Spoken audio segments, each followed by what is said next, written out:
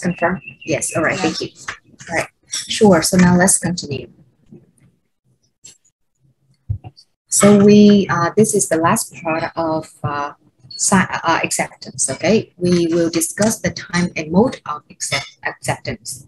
This should be very simple. Okay. So in bilateral contracts, acceptance must be very timely, right? So, and the general rule is that acceptance in bilateral contract is timely if it is made before the offer is terminated, right? So,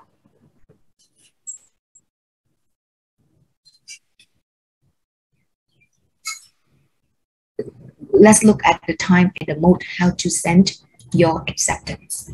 Okay, so the first one is the mailbox rule. Okay, mailbox rule. So acceptance takes effect at the time the offeree sends or delivers the communication via the mode expressly or impliedly authorized by the offerer. Okay. So, and this is called the mailbox rule.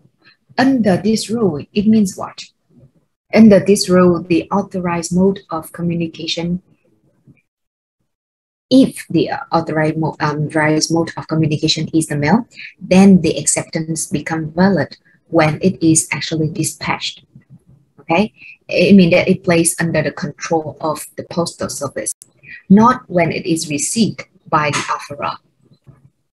However, if the offer stipulates that when acceptance will be effective, then the offer will not be effective until the time specified, right? So generally, if it is not agreed otherwise, or it is not stipulated otherwise, then the acceptance becomes valid when it is dispatched. Okay, so if the offeree first dispatches a rejection and then sends the acceptance, so the mailbox rule does not apply. So it means that your acceptance is not effective. Okay. If you read the textbook, you're going to see all this in there. I just mentioned it again. So proper dispatch rule, right? The time and then how you're going to send it. Right.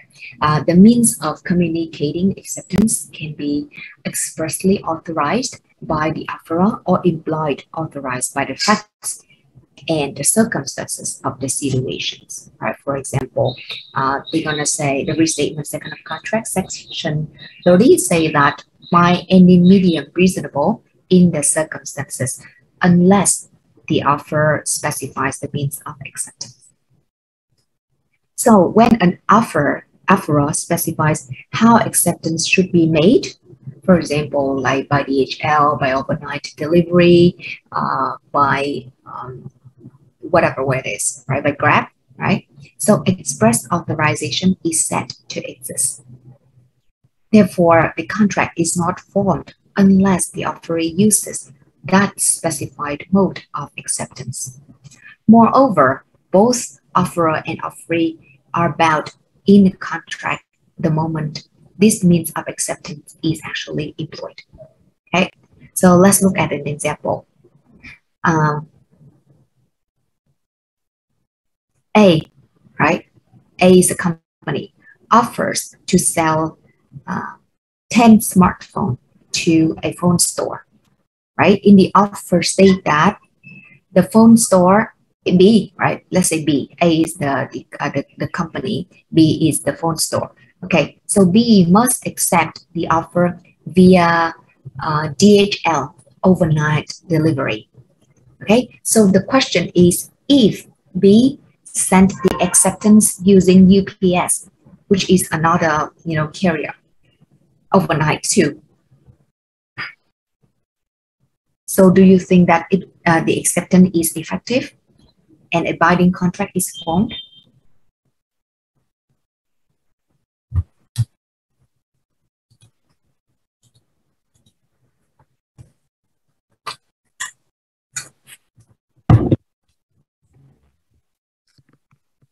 Is the company offer to sell 10 phones, right, to B, which is the company.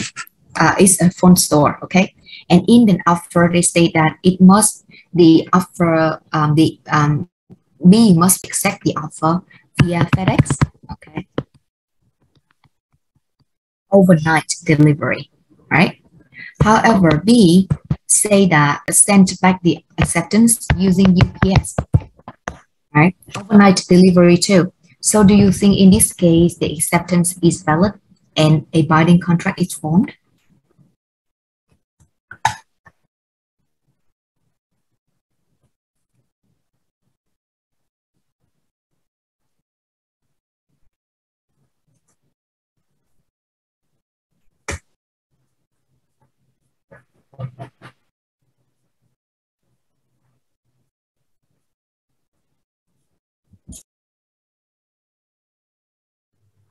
I think that according to the proper dispatch rule, the acceptance is not valid. Okay, Châu Long. Okay, so the acceptance is not valid, right? So exactly, right? So because they say that you meet because they already expressly this is an express authorization, right? Yeah, they say that must be by FedEx overnight delivery. So the acceptance, if we send the acceptance to A using UPS, right? Then it does not, the acceptance is not effective, right? So if they actually use FedEx, when the acceptance is effective,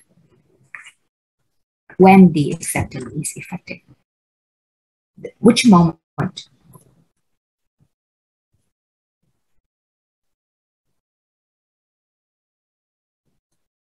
Anyone?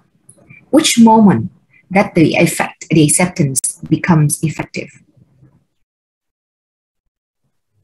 I think that in this case, the acceptance will become effective at the moment B send his acceptance. What can you please specify? What do you mean by send? The moment he dispatched that acceptance. Yes, okay. So the acceptance is effective, right? And of course, the binding contract is from the moment that B gives the envelope, right? If you do an exam, please specify, right? Gives the overnight envelope containing the acceptance to the FedEx officer, okay, or to the FedEx pickup driver, that whatever you can use, right? Or when he actually gives the envelope to the post officer, right? The postman, right? Because when you do this thing, usually you're gonna ask for the receipt, right? And then in the receipt, they say that okay, the driver or the officer receive your mail, right, on this day and this day, and you can send that receipt to your offerer, and therefore at that moment under the US law, right, proper dispatch rule and the mailbox rule, it is that a binding contract is actually formed. Okay, so if the offerer does not, thanks to so if the offerer did not say, right, if they did not mention anything, right, a certain mode of acceptance, then the acceptance can be made by any reasonable means, as I mentioned before, right? Section 30, restatement second of contract, or also the rule under the UCC, section 2 dash, but section 2206 1A. Okay, so at this time, the court will look at, right, the prevailing business usages and, right, other circumstances that the mode of acceptance used reasonable, or they can look at the prior dealings between the party.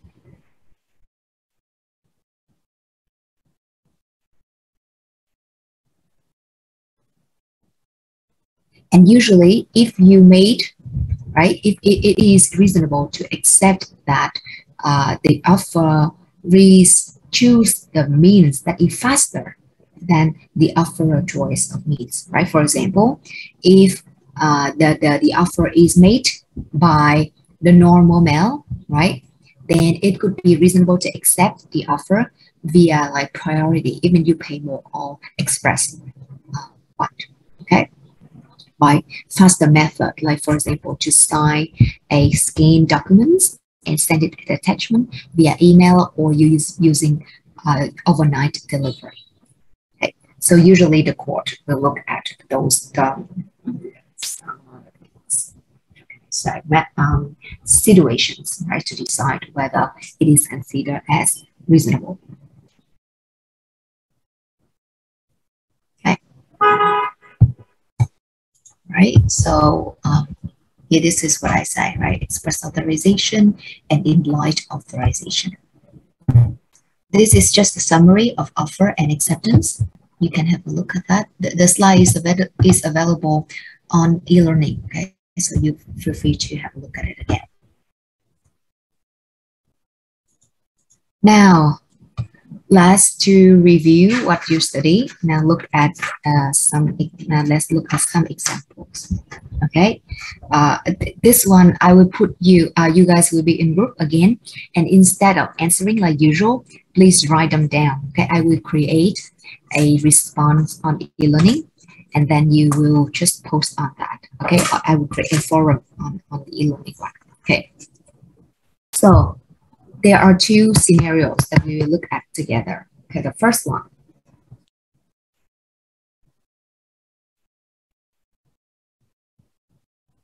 is this.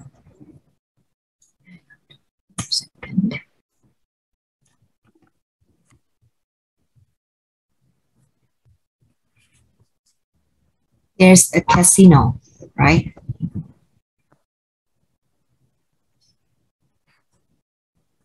Casino P, okay?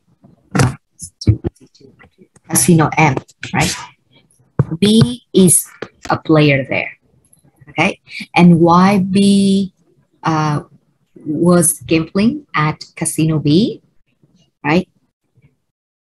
He became angry and he actually punched the dealer, one of the employee there. So he actually punched, right?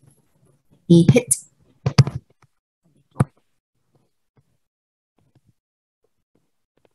of Casino M, okay? So therefore, he was banned, right? So Casino M doesn't want B anymore, does not allow B to go to the casino, right? However, despite the ban, right? He still gambled at the casino, and actually B won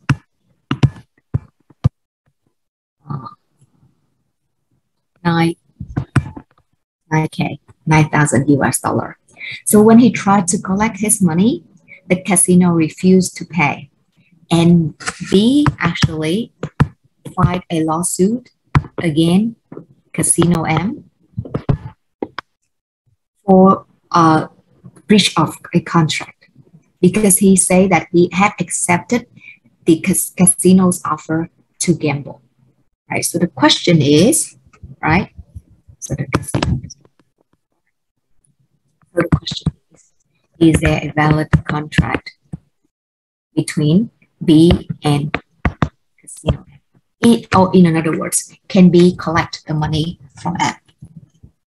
Okay, that is number one.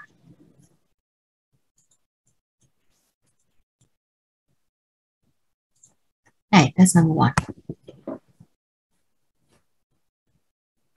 Number two. Okay, number two.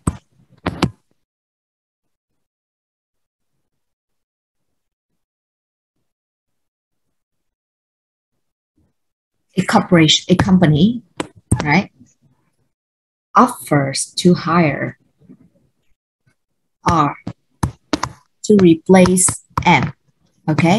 And M already sent the company a notice of intent to quit, okay? Already sent a intent to quit. Sent it a month ago, okay? And the company gives R a week to think, to speak on the offer, okay? To decide whether he would like to accept or not. However, 2 days later, right, M actually decided not to quit, right? And signed an employment contract with the company, right? So not quit, not quitting, and signed a contract.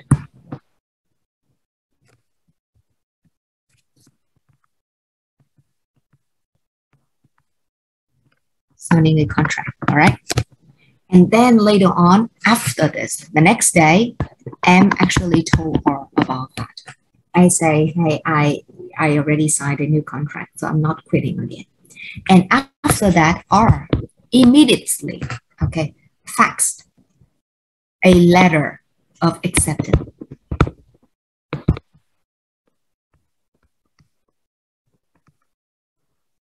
to the company. That's the company. So the question is, let's see, right? Do the company and R have a contract?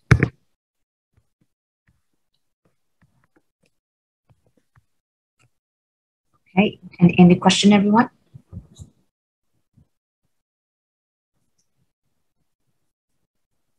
Right, so now let's be in a group, okay? And I will give you guys 30 minutes to do this because you also need to write, to type your response on the e-learning, okay? So 30 minutes. Châu Long, you have a question? Yep. Yes, I have a question related to scenario 1. Yeah. Go ahead.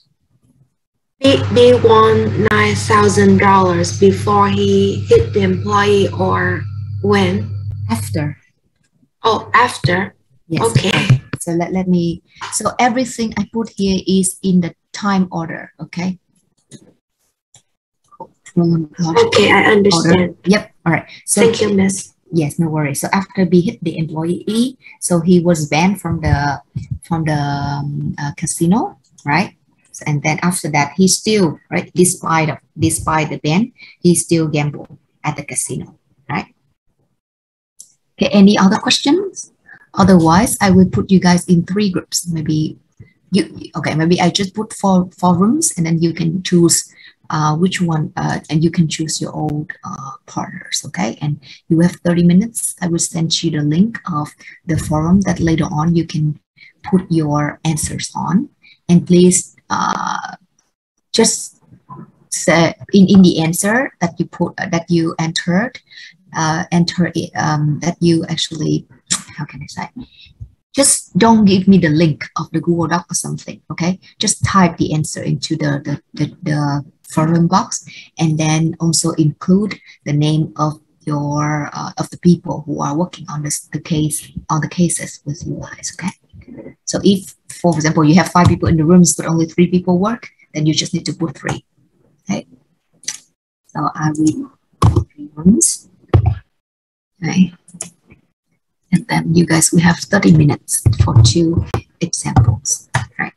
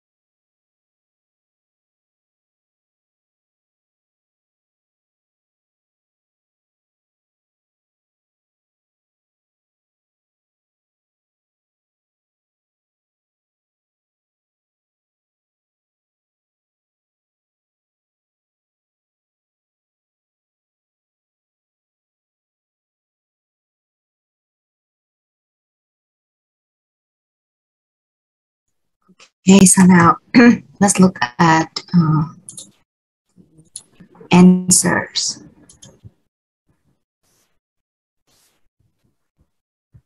Oh, I don't think, have you guys posted on the forum that I sent? Because I don't think I see any here. Miss, you haven't sent any links to us? I did send on the chat box. Oh, Yep, you can check that. I sent at 1:11 p.m.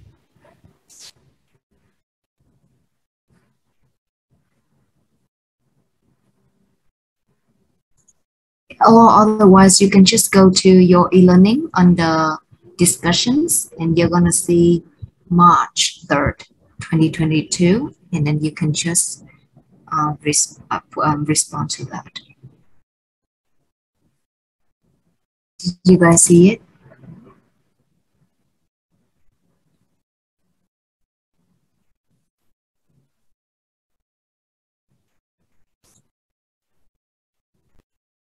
Okay, maybe I'll give you guys, do you have any problem seeing that? Maybe Nghe, can you please check? If you see the discussions, the one that I put under class on the e-learning. yes, I'm looking at it right now, but how can we open this discussion? Oh, I think one of you already sent. You just click on that.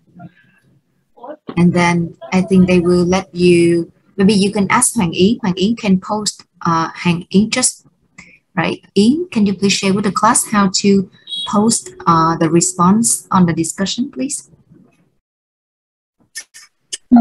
Yeah.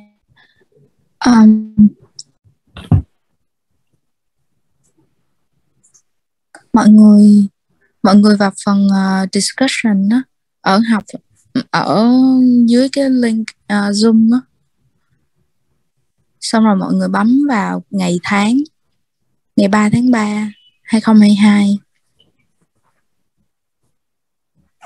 Rồi nó có cái chữ phúc đáp đó.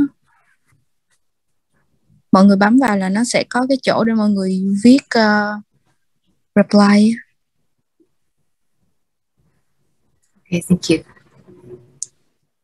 Yeah.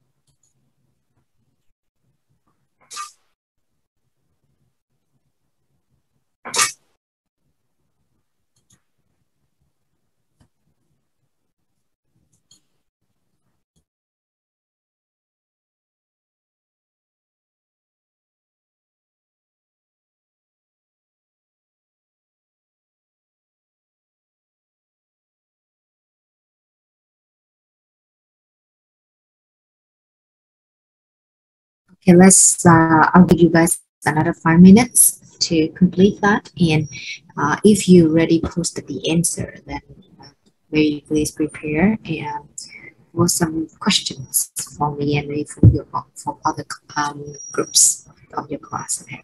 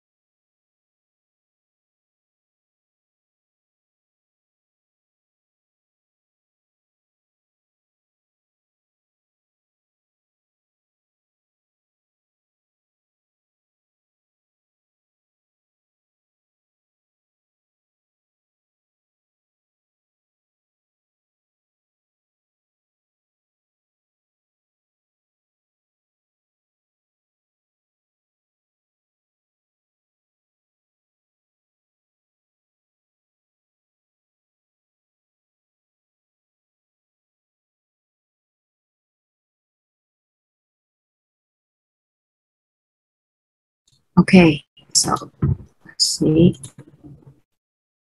Hmm.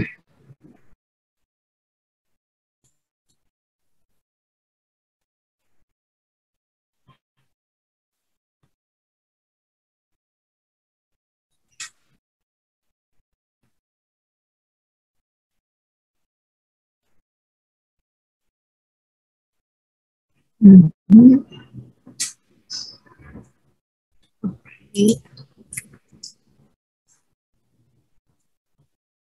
So now let's look at each case one by one. Right. Case number one. Each of them is very, very simple, right? So don't think too much. Just use what we have studied, what we have discussed so far, and you will be fine. So the first one. Second. Right. So the question is, was there a contract, right? So for number one, very, very straightforward. The answer is no. Right. Why? The parties must be voluntarily agree in order to enter into the contract, right? And if you were the court, right, and it should be decided whether an offer has been made objectively, right, not subjectively. Okay, so if you carefully analyze the case, the scenario, then you can see that according to the restatement second of contract, right, the test for an offer is whether it induces a reasonable belief in the recipient that the recipient can buy, accept, and buy the sender, right? And then the offerer, of course, can decide to whom to extend the offer. So according to the restatement and we study, right, the offer create a power of acceptance in specified person or in one or more specified group or class of person. They can act separately or together. Right? I gave the example before, right? So if the offer was made to one person, the offer was made to individually to A and B, and the offer was made jointly to A and B. Okay. So in this case, the casino, right, can make an offer to anyone that they like, they would like to. So that simply stated, the issue in this case is whether, so the issue here in this case is whether the casino, right, and actually made an offer to me.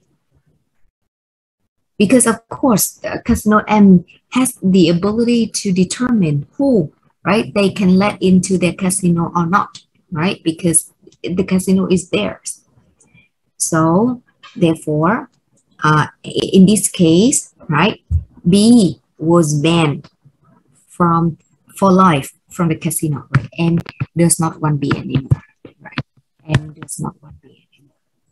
And under an objective test, unless the ban had been lifted, right, B could not have reasonably believed that he was among the people that M offered, right, or among the people invited to accept M's offer.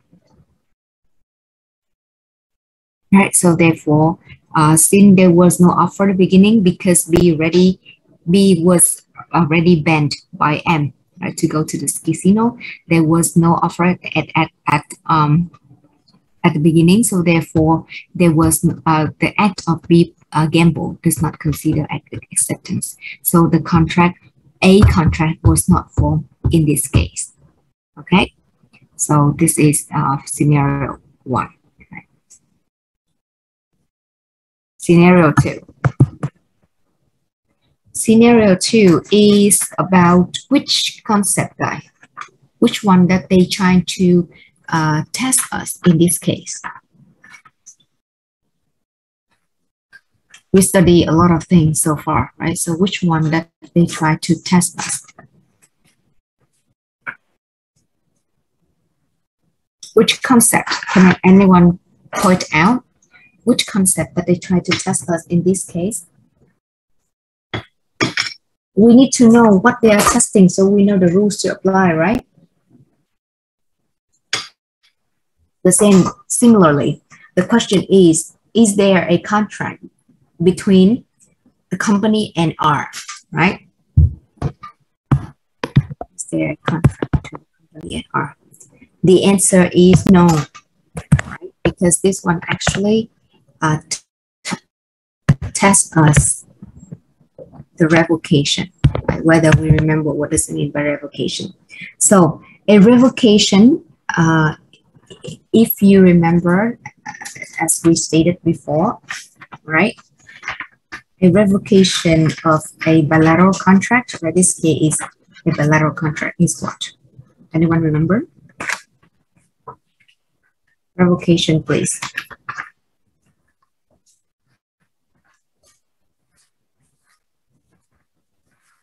Anyone remember when we discussed revocation?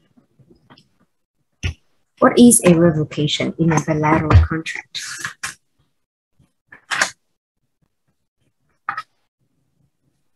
Revocations mean withdraw. Withdraw, no. Yes.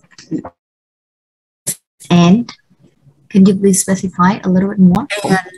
And revocations must be expressed. Must be expressed. Yes, like they must formally stated in a statement or contract. Okay, or okay.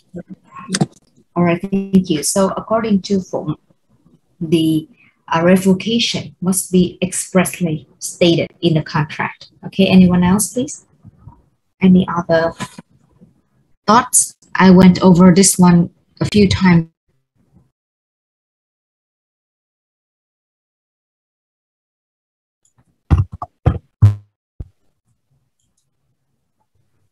Well, revocation is also valid when there is an by the offer which is inconsistent with the offer.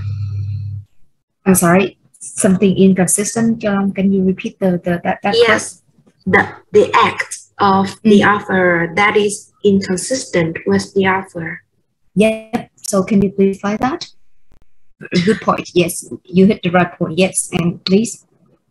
Yes, for instance, when I offer to sell to be a house, but then I sell that house to another party, see, then it constitutes a revocation.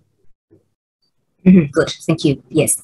So revocation, right, is the act of withdrawing, right, revoking an offer. Okay, so revocation may be accomplished by either way. Okay, the first one is what Phụng said, right? Number one is that the express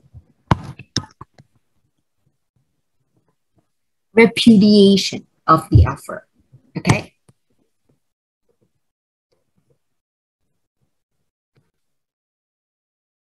I will withdraw my offer. Okay. Or number two, this is what Châu Long added. Okay. The performance of an act, right, that is consistent with the existence of the offer and are made known to the offeree. There are two things, please pay attention. The first one is that it is inconsistent with the existence, with the existence of the offer, right? And number two is that it made known to the offeree or the offeree's agent. Okay, so a revocation in the US, in most states, a revocation becomes effective when the offeree or the offeree's agent actually receive it. So in this case, right, the company did not say, I withdraw my employment offer with you to R, right? or did not receive that. However, first of all, there is the company actually did something that is inconsistent with the existence of the offer, which is to sign a contract with M, right? Because the position, M's position, R can only take the job when M's position is vacant, right? But M actually did not quit and signed a contract with the company. So first, right? So it meets so that one meets the first requirement, right?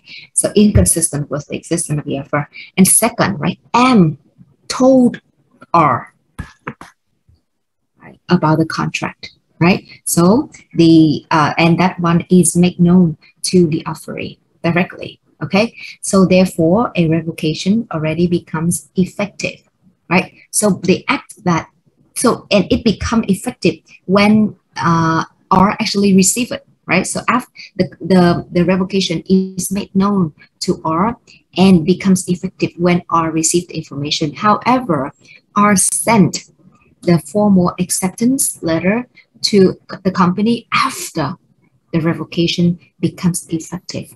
Therefore, right, when the offer is revoked, it means it is terminated already. No, it no longer there, right? So R actually sent an acceptance to the company offer which no longer exists. So therefore, right, therefore, the acceptance is not valid, right?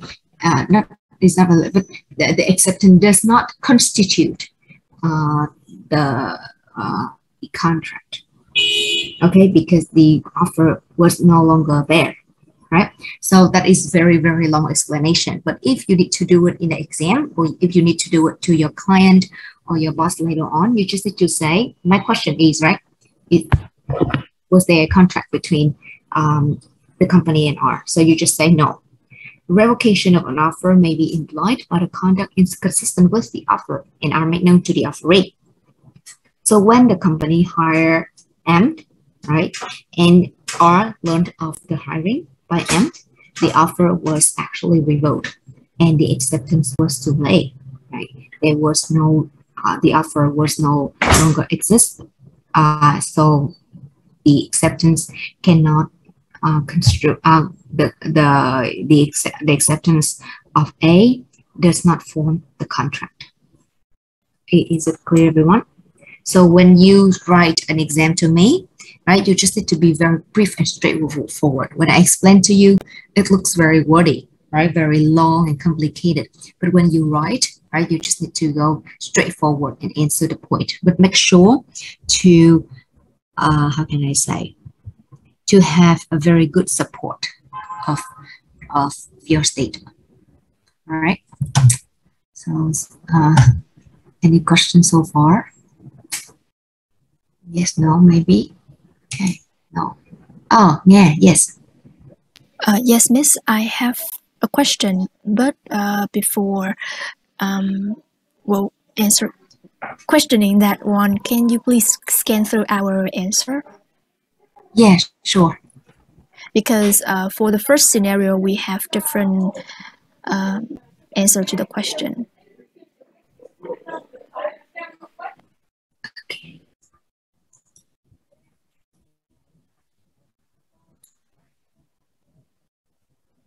Oh, before I saw 3, but someone deleted your is one group.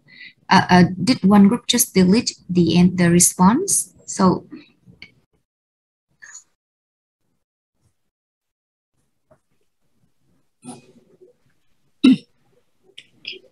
No, miss. no, I saw yours. No worries. Yeah, okay. So the act of becoming occurs before and after.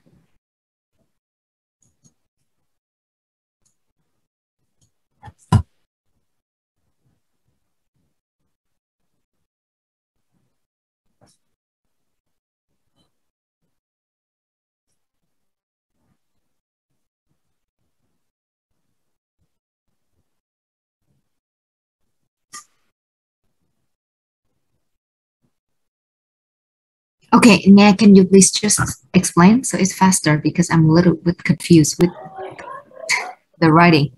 Okay. Yeah, sure. So Yep.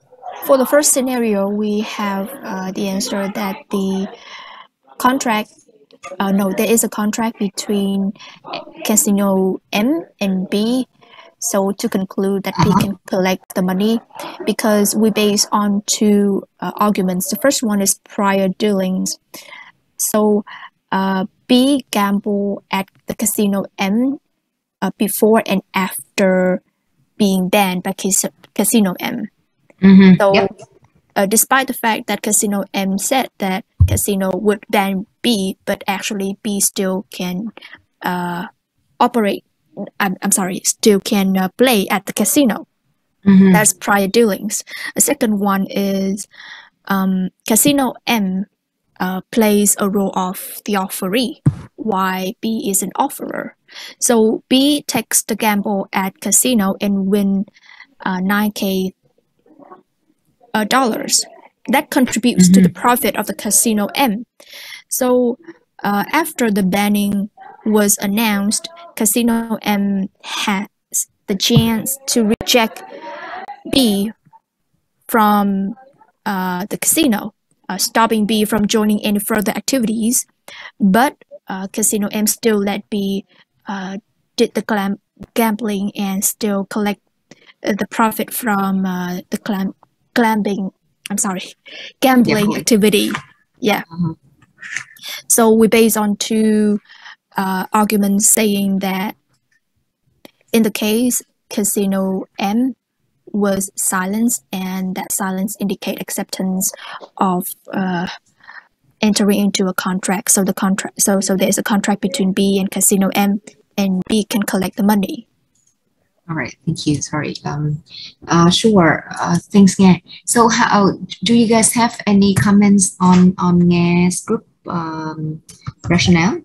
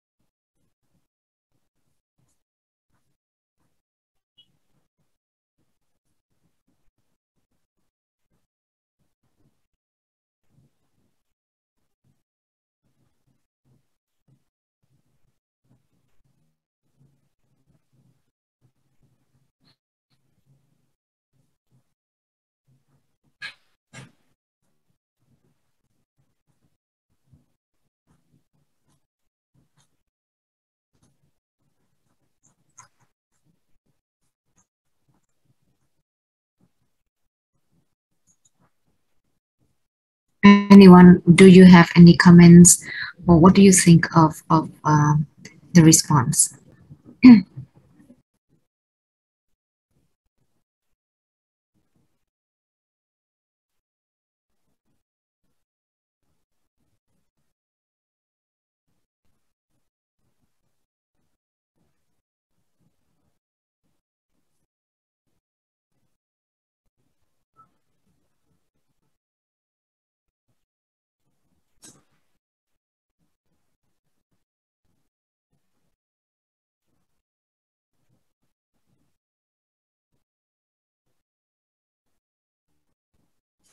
All right, so how can I say? This is actually based on a real case, very, very complicated.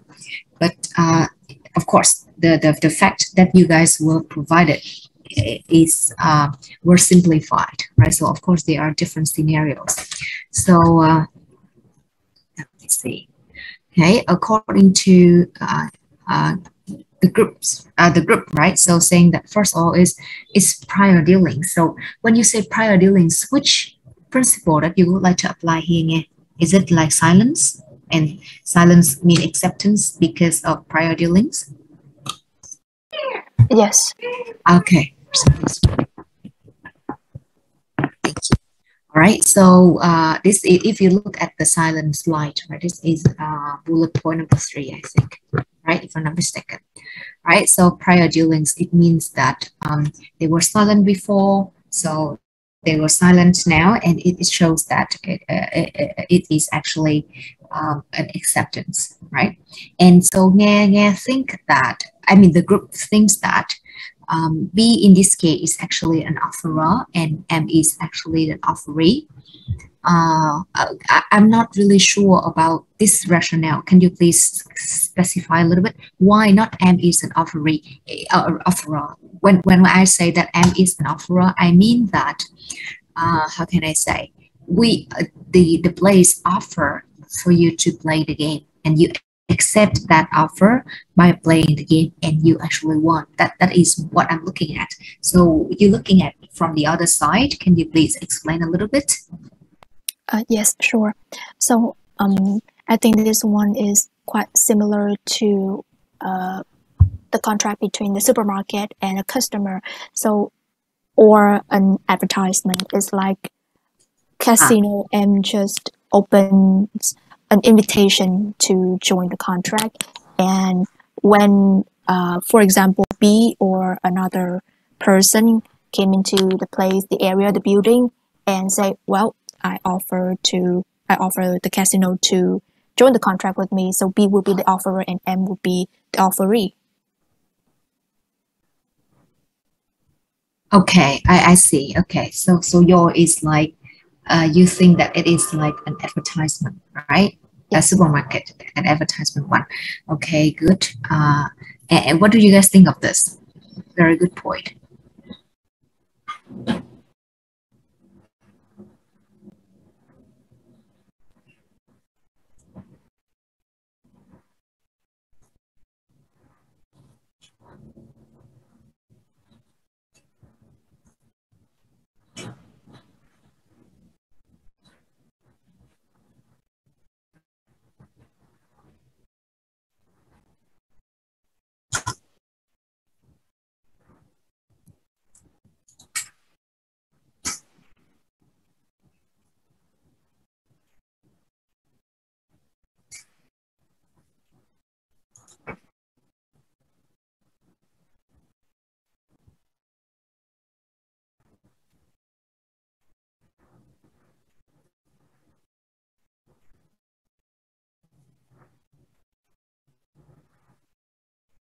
So this is the issues, right? So okay, I will send you the case for sure. So because of course there are a lot of facts missing. So the court actually say that, right? In this case, if I'm not mistaken, all promises in contracts and agreements arise from wagers or bets are void, right? If the person is banned from the facility, right? It is not within the rules for the person to be present or to gamble at that casino. Okay, so a person who is excluded from a casino under the rule of a race and gambling commission, that is according to the legislation, would not hold a legally binding agreement with the casino for paying the winning, and the facility, the casino, therefore would not be required to pay winnings to such person. Okay, so the issue here is that because there was a ban that applied on B, right? So therefore, first of all, there was no first, right? There was no contract. There was no agreement between M and B first, right? Let's not look at whether who is an offerer and who is an offeree. B is banned from the facility, right? B is not allowed to be there, right? So he cannot either, right? Let's not discuss in the offer for now, right? Offer or accept the acceptance from Casino M, right? Because there was a ban, and it has he cannot prove that the ban had been lifted by the casino before the day he actually entered the casino and played and gambled and won 9,000 US dollar 9K. Okay.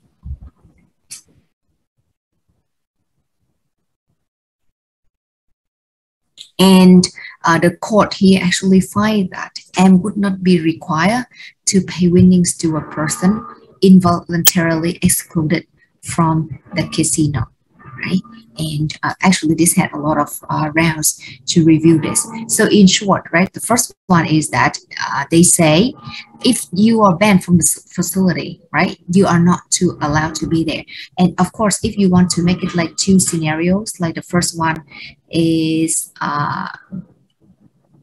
if B can prove that M knew of his existence and still allowed, or M manager or the manager of the M casino knew of his, existence in the casino at that day and gamble and still allow that, that is a different story, right? Then of course you can use what you say before, silence means acceptance, right? However, if the other one is that there is no way for M to knew that B is there because this is a big casino and it's really and when you play, no one asks for your ID or anything, right? You just go there and play, right? Just sit down and play. If you use a machine, you just need to put the money in the machine and you just click the button and then the machine keep playing for you.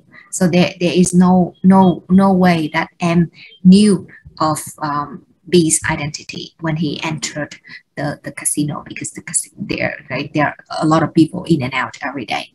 So if you really want to do it like that, you can make it into two scenarios. Do I make it clear, Nghe and the group? Yes, it's clear to me. Yep. Okay. So if the priority links here and both as so you can say as what I mentioned before. Either you can keep it as your path, right? And you make it into two situations. The first one is M was aware of B, right? Gambled at the casino on that day. And number two, M did not. M was not aware of B existence or B entrance into the casino on that day. Okay, and then you can just go on with your path. All right. Okay, any questions so far? Any other question for this? All right, so before Nghe actually mentioned a very good thing. I mean, very, it reminds me of something. So maybe I just have a quick ask to you guys. So when you do a problem solving question, right, in class, or when you actually intern, maybe some of you are interning. So if your boss asks you to solve a problem solving question, either for example, they have the case and they ask you maybe to give a brief or to answer certain question, or you need to write a memorandum to your client, right? Or your lecturer asks you to do an exam. How do you present your answer? Is there any model that you use to present your answer, or you just write whatever you think? Do you follow any structure at all?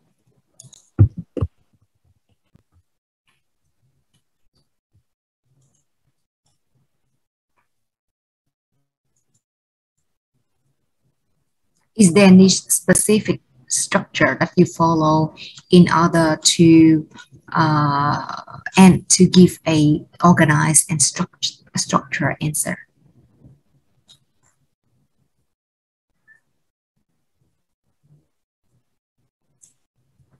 So I would use the IRAC method. Okay. You guys study that? Yes. Oh, that's good. Hold on one sec. I think one of you say something. IRAC, good. Thanks, Nghe.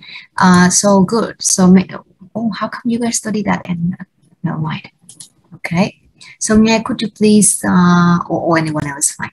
Can you please briefly explain IRAC, just in case many of you already forgot? What is IRAC, Nghe? I is for issue. R is for regulation. Regulation. Rules. Okay. A. Sorry, I forgot the A one. A is application. Oh yes, application, and C is conclusion.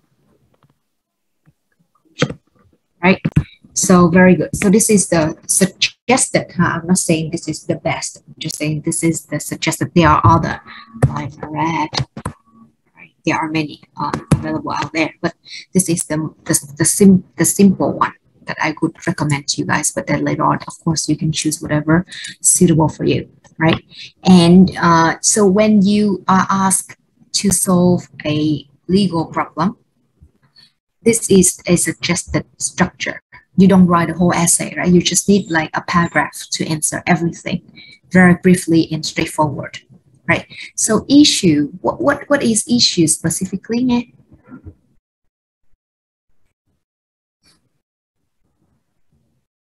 I'm sorry, Miss. Issue is the issue of the problem, the question you need to answer. Yep. So when you read the whole scenario, or the whole when you read a lot of information, right, given by either your boss or your client, you need to identify the issue, right? You need to identify the issue. What is the legal problem, the legal issue in this case that you need to solve, right? Not every question is the legal problem, right? And you need, for example, if so you're gonna say the issue is, right, whether the act of B, right, is binding because of there exists an implied in fact contract between the parties. Okay, that is an issue. This can be a question, that could be a statement, right? And in any format. Or for example, you're gonna say, oh, if this employment contract is an employee or an independent contractor, right? For example, if you need to discuss the benefit of an employee versus an independent contractor, right?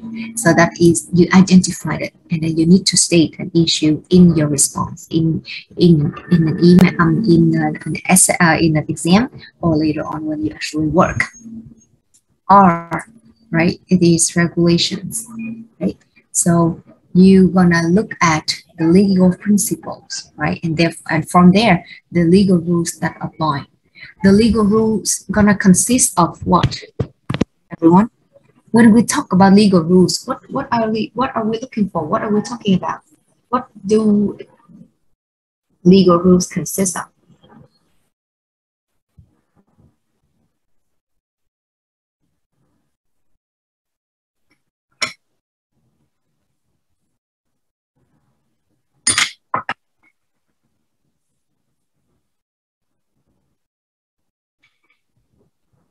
The legal rules consist of what? We need to know what it is, right? In order to identify it.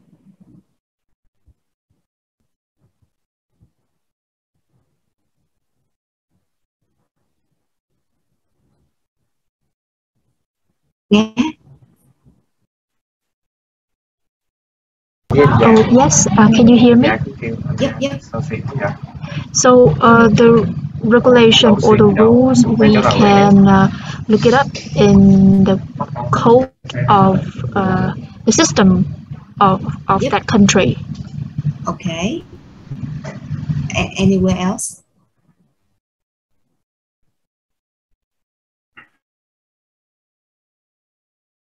Right? Or the custom or any other places? Is there any other sources that we can look at?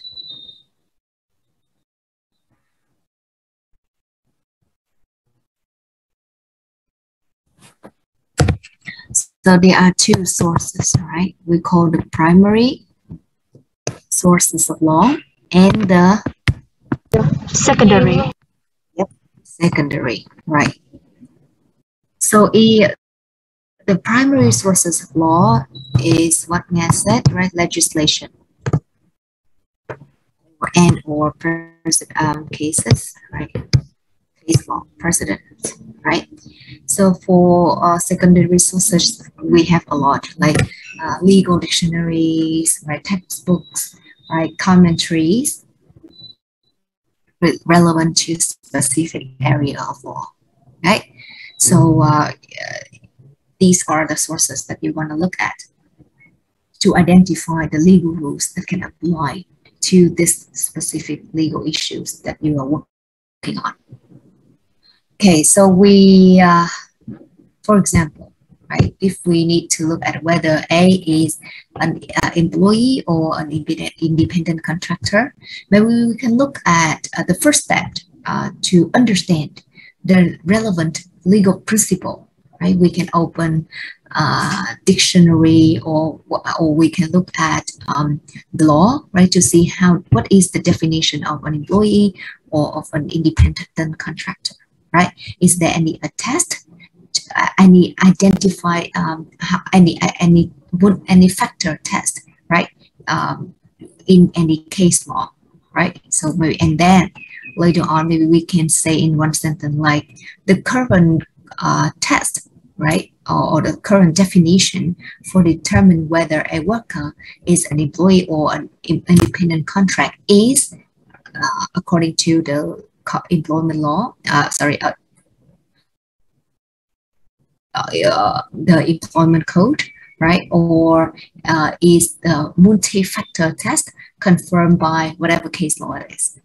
Okay, so we identify a lot of things, right? We read a lot of things, but we're gonna state the legal issues apply to the legal rules apply to the issue, right? And it should be stated as a general principle and not a conclusion to the particular case being analyzed. Okay, so this is the second step.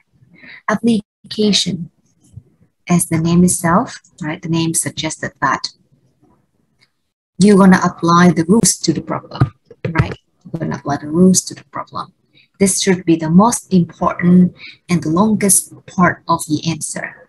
You applying the rules to the facts of the problem or the question, right? You're gonna state your evidence, you explain how you arrived at your conclusion, and you're gonna use the relevant precedent cases, legislation, or any statement of legal principles to support your answer, right?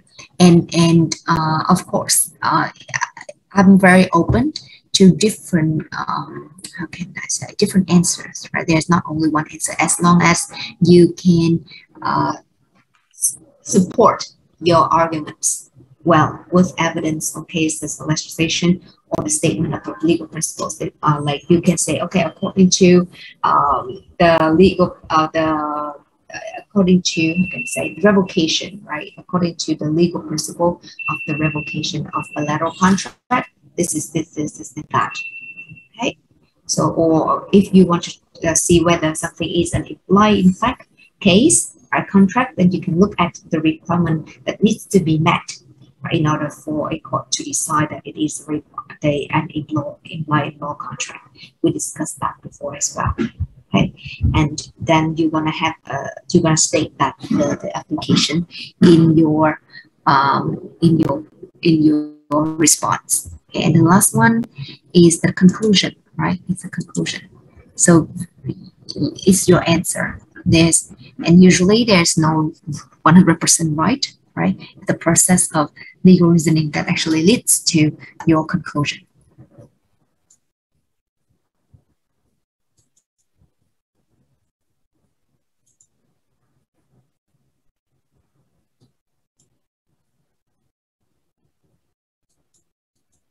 Okay, so maybe let's look at this one to see how you want to do this, because I received many exam, the written one, and you guys just write me a whole essay and then there's nothing in there, right? There's nothing in there. So even though you write very long, but you get only 0.5 or only 1 point out of 10. So which I really don't want to, but it looks very long, but it has nothing in there. Okay, so let's look at the scenario, for example.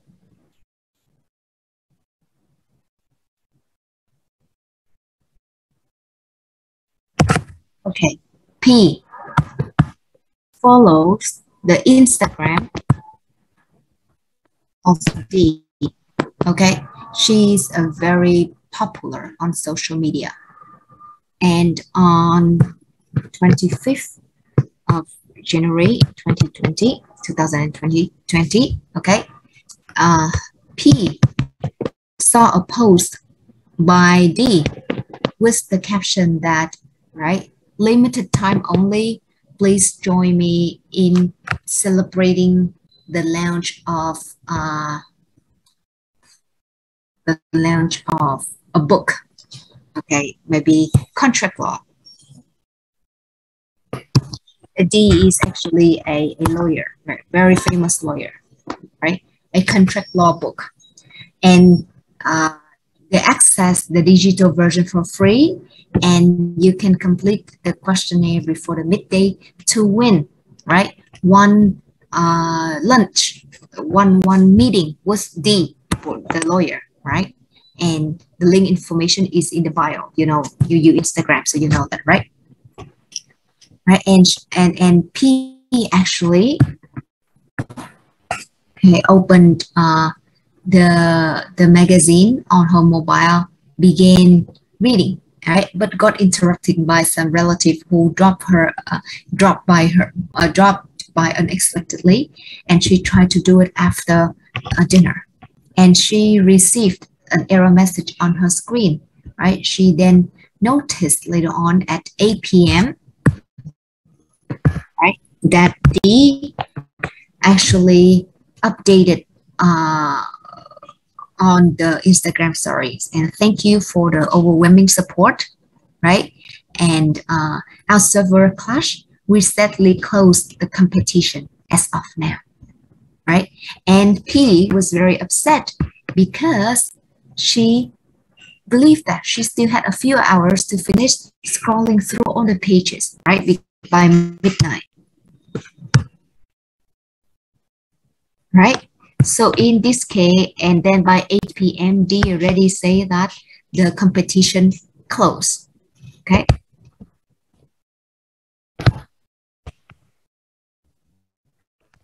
Right, so if, right, P was very upset. So do you think that P there's a free lunch, right? There's a free lunch.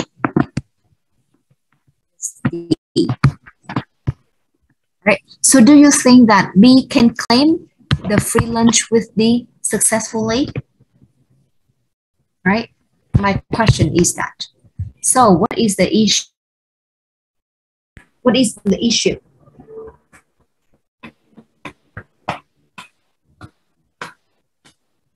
To get the scenario.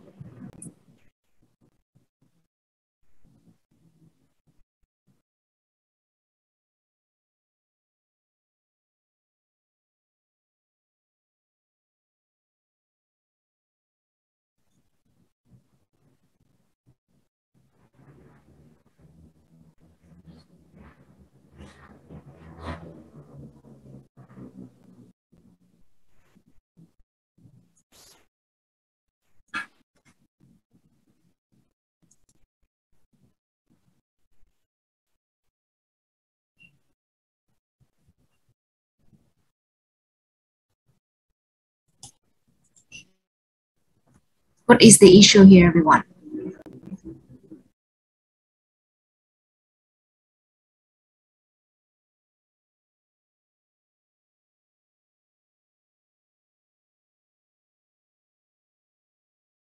hope you answer this. Right now, I'm walking you through the sample answer. Right.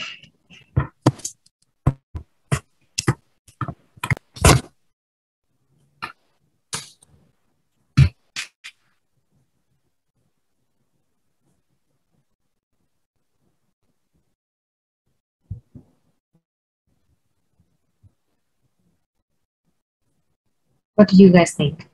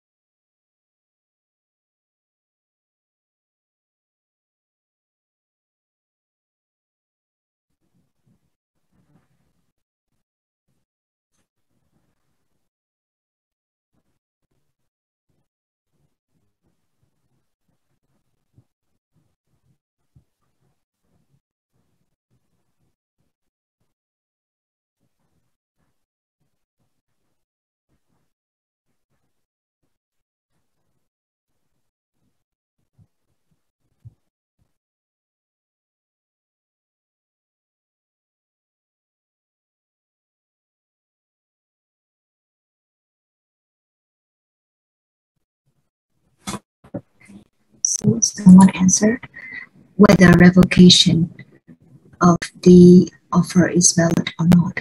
Okay, thank you. Anyone else?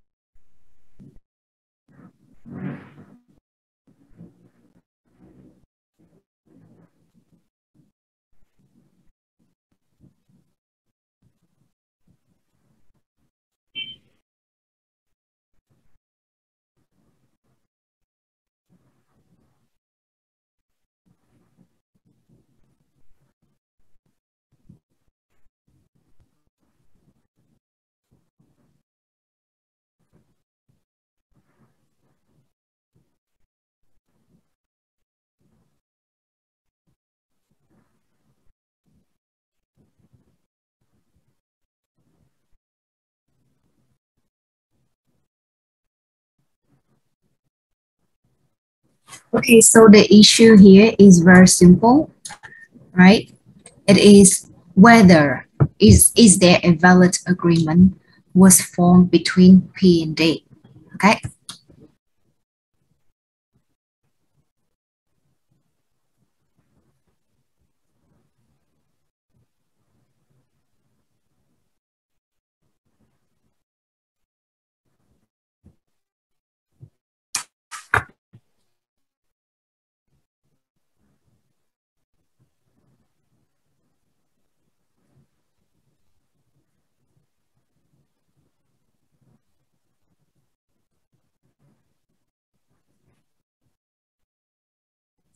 What is the legal issue?